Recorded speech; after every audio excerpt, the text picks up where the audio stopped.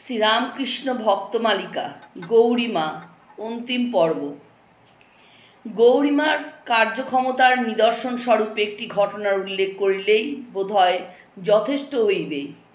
একদিন শারদেশ্বরী আশ্রমের জন্য অর্থ সংগ্রহের উদ্দেশ্যে বাহির হইবার পূর্বে স্যার মন্মথনাথ মুখোপাধ্যায় শ্রীযুক্ত যতীন্দ্রনাথ বসুর বাড়িতে আসিলে কথা প্রসঙ্গে যতীন্দ্রনাথ বলিলেন, মাতাজি মেয়ে মানুষ হয়ে যা করলেন তা সত্যি আশ্চর্য। তিনি প্রথম যখন আমাকে জমি কেনার কথা বলেন, আমি তো বিশ্বাসই করতে পারিনি যে আশ্রম শেষটায় এত বড় হবে। কথাটিতে আরও জোর দিয়া মন্মথনাথ বলিলেন, মেয়ে মানুষ কি বলছেন মশাই? কটা পুরুষ মানুষ একা অমন কাজ করতে পেরেছে? মনে রাখিতে হইবে যে সে প্রকার কর্মদক্ষতা যখন বঙ্গ সমাজকে অবাক করিতেছে, তখন বঙ্গ নারীগণ পুর ও মহিলা, অন্তঃপুরচারিণী, অবলা ইত্যাদি শব্দে উল্লিখিত হইতেন। অতঃপর শেষের কথা, বয়োবৃদ্ধির সঙ্গে সঙ্গে গৌরীমার স্বাস্থ্য খারাপ হইতেছিল এবং দুর্বলতা বৃদ্ধি পাইতেছিল। চিকিৎসকগণ পরামর্শ দিলেন যে তাহাকে স্বাস্থ্যকর স্থানে লইয়া যাওয়া উচিত, কিন্তু গিরিডি প্রভৃতি স্থানে যাইতে তিনি পরান্মুখ ছিলেন। বলিতেন, এ বুড়ো বয়সে তীর্থস্থান ছাড়া কোনো গঙ্গাহীন দেশে আমি যাব না। তাই তাহাকে বৈদ্যনাথ ও নবদ্বীপে লইয়া যাওয়া হয়।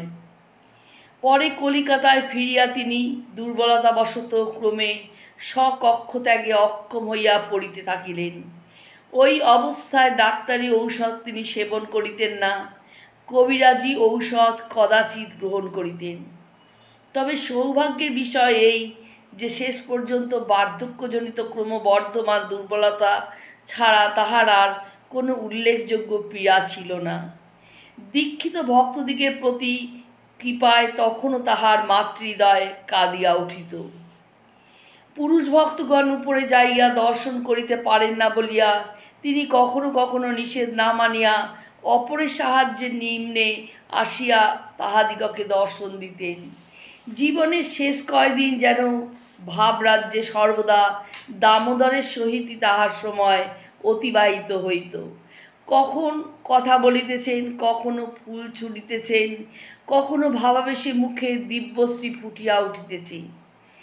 1344 বঙ্গাব্দের 16ই ফাল্গুন শিব চতুর্দশীর দিনে তিনি জানাইলেন ঠাকুর সুতো টানছেন। একবার সেই টানে গৌরীমা দক্ষিণেশ্বরে উপস্থিত হইয়াছিলেন। এইবারে টান যে নিত্য মিলনেরই পূর্বাভাস, তাহা কাহারও বুঝিতে বাকি ছিল না।